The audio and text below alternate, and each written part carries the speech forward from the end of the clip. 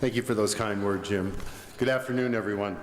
It's a pleasure to be here, and really, in many ways, this is kind of an ending, but it's also a beginning. It's an ending of, in a sense, the physical planning, the strategic planning piece, and it's now the beginning of the implementation part. It's to make all these ideas, all these drawings, all these programs, get them to be built, get them to be a part of the fabric of New Orleans, and to really capture everything that we said are the benefits from this process, make that what you all live and experience every day. So with that, I would offer that any great change begins with a vision. Say that again, any great change begins with a vision. And we've had a vision here, statement that we've worked with for the BioDistrict over the last almost nearly 2 years now, that was not just about creating a physical place, but it was also about creating strategic opportunities and strategic investments and moves, about economic development, educational opportunities, job creation, and certainly investing in this transformative industry opportunity. And we use that word many times throughout, is that this truly is an opportunity for this transformative economy and industry to take a foothold in New Orleans. You have all the raw ingredients in place, you have the institution, you have the investments going into the hospitals, and so now how do we move that forward together and to really capitalize on it and leverage it further into the future? So that was our vision statement. Again, very similar to what it is today, and hopefully still a guiding force to lead you forward into the future. The vision statement has really 4 primary building blocks that are at its essence and its core. They're people, industry, process, and place. You've heard a lot from Jim and others and the other speakers about most of those process industry. I'm going to focus more about the place, and being a planner, focus more on the place piece today in my remarks. But I think the key is that these are all interrelated. You can't take one out and not have the collective be successful in terms of capturing the opportunity of the BioDistrict moving forward. So let's just take a very quick look. Planners can't talk without having some plans to talk to. So this is just the overall framework of the BioDistrict, the 1,400 acres. I think the key thing to stress here is that the BioDistrict, this area of downtown, of New City, Mid-City, is a very strong grid pattern. It has very strong neighborhoods that still exist. We want to encourage further strengthening of those neighborhoods.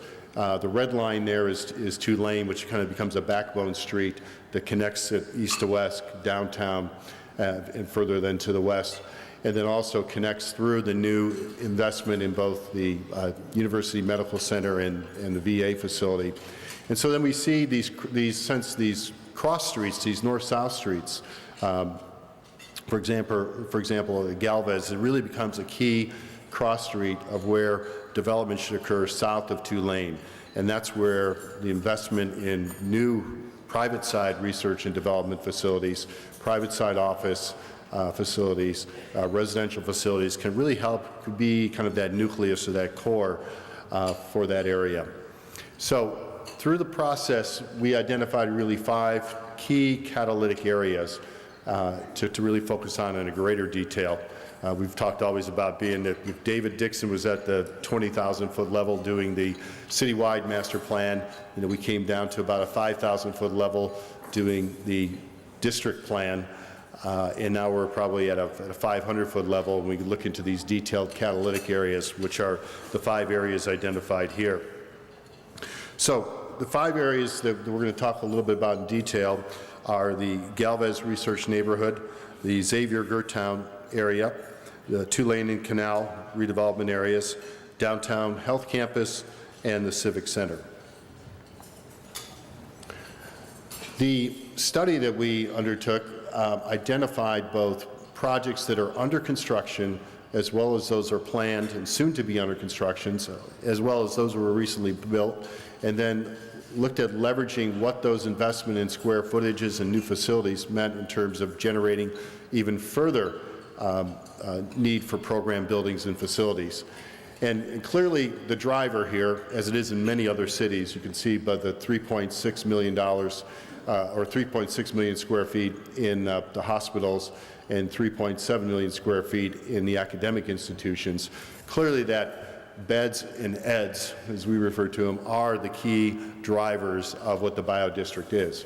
But with that come the opportunity for all of these other ancillary and support facilities that will be a necessary component piece of creating a vibrant BioDistrict in downtown area.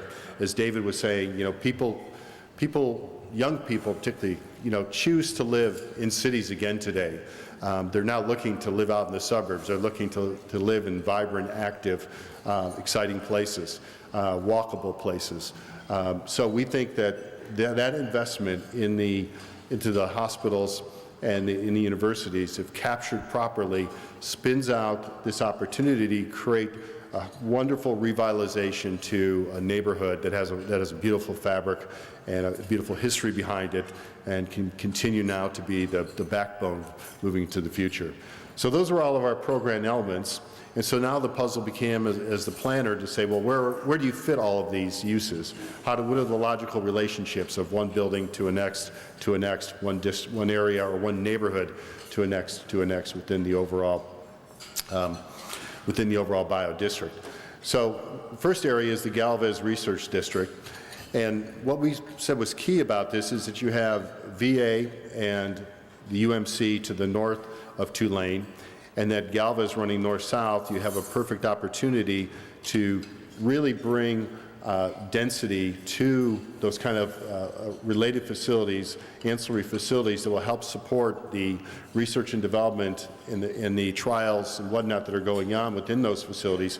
Bring those buildings and base them onto Galvez and make that a real heart and core to this overall research neighborhood. That's indicated there, kind of the purple shading of the buildings. That's the whole new research and development medical office building core.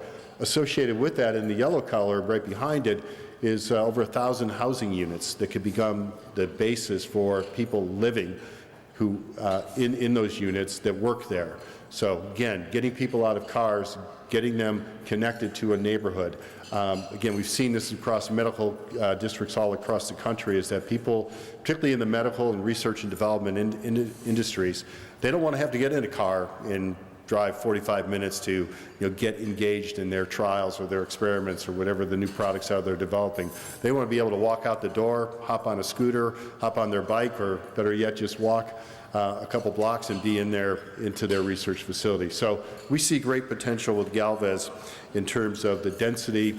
Again, here it is in plan view, a mixture of housing type, some for rent, probably mostly for rent, but some for sale, an urban park that could be a focus piece of the neighborhood, as well as then some retail along Tulane that would help support the new residents that have come into the area. So that is one of the key kind of 100% corners, if you will, of the BioDistrict, is this nexus now of the private side and research side meeting the two new hospitals. And then just an image of what that could look like along Galvez. The next area we want to talk about is Gertown and Xavier.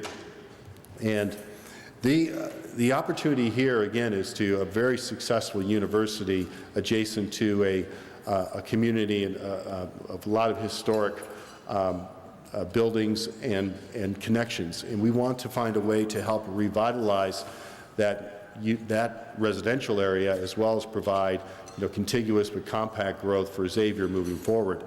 One of the key component pieces for Xavier Gertown would be to focus on the Washington Street Canal. That's the blue line there. That would become a backbone of open space and amenity that not only is an icon for both Xavier but also Gertown, and then also turns into a much bigger part of an open space system within the downtown area, into the BioDistrict area, that could connect the canal to the old railroad right-of-way, and then actually feed up into the Galvez neighborhood through a series of open space.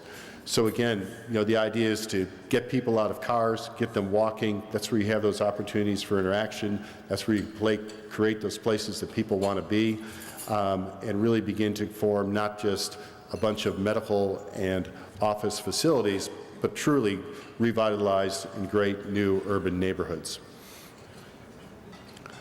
Then the third area is the Tulane Avenue and Canal Street area. We see a great potential with this, and by kind of interventions of a couple big moves. One is very visible here in this fly-through, is actually supporting, and there's a current study I know that David Dixon and his group in the city are undertaking, but is actually supporting the notion of removing the Claiborne Viaduct and really reconnecting at grade level the kind of the heart of downtown, the CBD, to the new university medical facilities. Much like many other cities who have done this, not only the physical attractiveness of doing this and the increased walkability, but the economic development opportunity that can be generated from such a move like this is absolutely key. So we think that that has a huge opportunity to really, again, be this seam that, or this separation that has been apart with the viaduct being there, actually bringing it back together. So the other key component pieces of this area, again, is a focus on residential, mostly all attached or multifamily. Any good city that you go to today and say, why is it vibrant? Why do people want to be here? The number one common factor is that people live downtown. You will not have a vibrant, successful city unless you have more and more people living downtown. So when you go to places like Chicago, go to places like Denver, starting to see that in areas like Miami. The reason why that is because you're providing in-close opportunities for people to live right where they work. And so the key focus, again, for Long Canal is from the north, and in conjunction with the redevelopment of Iberville, is to provide a full range of housing opportunities. But again, these become the homes where the researchers and the workers will have the opportunity to be very close to their job. So we also have expanded university facilities to the south of Canal, creating an urban quad, urban green space. Again, that character of place is absolutely critical in these kinds of urban revitalized districts, innovation districts. And then also looking at everything should be done to activate the street level. It's not a lot in terms of square footage. If you saw our overall numbers at the beginning, it's a little over 200,000 square feet, but it's really more ground floor serving retail that really becomes engaged and active when you kind of create the uses that a 24/7 environment like medical centers and universities inherently shape. And then lastly, the downtown health campus, again, another key area close to the downtown core that we think has a huge potential as well as a catalytic area. And here it's really focusing on the expansion of Delgado and opportunity for their facilities to really become kind of a great model for an urban campus, providing opportunities for all the amenities that are needed on campus and institutions, which could potentially be shared with students from Tulane and LSU. So it really becomes an allied kind of health campus together. Great models of this all across the country that again are forming so that each institution doesn't have to build their own facilities. So again, urban greens, urban quads, the amenities for students, shared libraries, rec centers, student centers, shared parking concepts. Part of this plan also envisions that if, again, to be a successful downtown urban campus, the opportunity for residential living. We've proposed at least a portion of Charity could be well-suited for reuse for that residential component piece. And again, this is what it could look like looking down Cleveland Street, kind of streets that are really more about pedestrians and students than they are about cars, limited access, and again, really harnessing that vitality.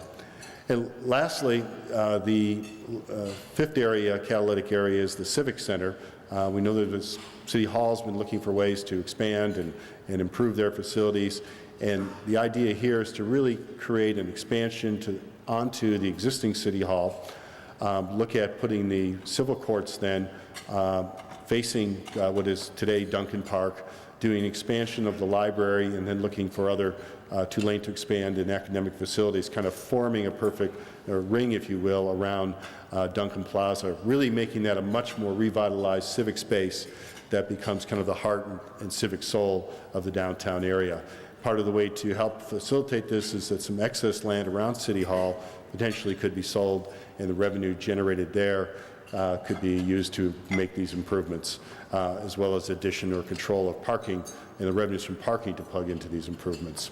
So that's what a kind of a view with the new Loyola streetcar, into a new, signature city park or downtown urban park, Duncan Square, could look like. And lastly, the key to this planning effort in terms of places is not, again, it's the institutions, it's classrooms, it's medical facilities, it's the hospitals, but it's also the overflow of support facilities when a neighborhood comes to life. It's the amount of schools, it's the amount of community centers, it's the amount of child care, it's the amount of health care, localized health care, police and fire services. Those are all jobs. Those are all people working to support a revitalized urban neighborhood. And what really this diagram is just meant to show is that when you do these big moves, these other kind of support facilities come as a result. And if we're all successful, we will be successful moving forward, there's opportunity just beyond the beds and the meds to create, these kinds of opportunities for job creation in the BioDistrict moving forward, let alone the amount of new residential units. So, as I've been saying to Jim, or we've been saying, the table's set, the plan is done. The plan will always grow and modify as we move forward, but it's really more at the stage now, it's about implementing this. There's a section of the master plan, the strategic plan, that identifies specific projects, not just physical buildings and streets, but physical programs, physical policies. This is just one example of how do we get from where we are now to success in 20 years. And what it takes now is ownership, it takes leadership, it takes a collective community will of you all coming together to make this happen and to push this forward to be a successful and the model for urban revitalization for the next 20 years. So if you follow these plans, I'm sure good things are going to happen. So thank you very much.